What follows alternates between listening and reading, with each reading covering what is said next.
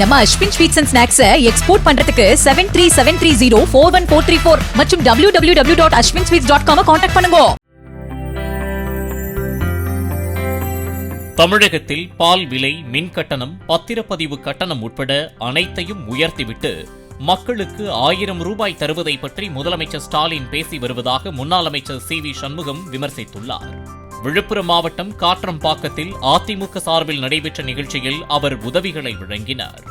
எல்லா திட்டமும் நிறுத்திட்டாங்க. அம்மா என்னென்ன திட்டங்கள்லாம் கொடுத்தாங்களோ எல்லாத்தையும் நிறுத்திட்டு என்னடா செய்த 1000 ரூபாய் எதை கேளு நான் 1000 ரூபாய் கொடுத்தேன். ஏன்டா கரண்ட் பில் ஏற்றிட்ட 1000 ரூபாய் கொடுத்துருவேன். ஏன்டா சொத்து வரி ஏற்றின 1000 ரூபாய் கொடுத்துருவேன். ஏன்டா நிலவரி ஏற்றிட்ட நான் 1000 ரூபாய் கொடுத்துருவேன். ஏன்டா பால் வரி ஏற்றிட்ட நான் 1000 ரூபாய் கொடுத்துட்டேன். ஏன்டா நில மதிப்பை ஏற்றிட்ட நான் 1000 ரூபாய் கொடுத்துட்டேன். பத்திரப்பதிவு ஏன்டா கட்டணத்தை உயர்த்திட்ட 1000 ரூபாய் கொடுத்துட்டேன். சரி, குப்பைக்கு ஏன்டா வரி போட்ட 1000 ரூபாய் கொடுத்துட்டேன்.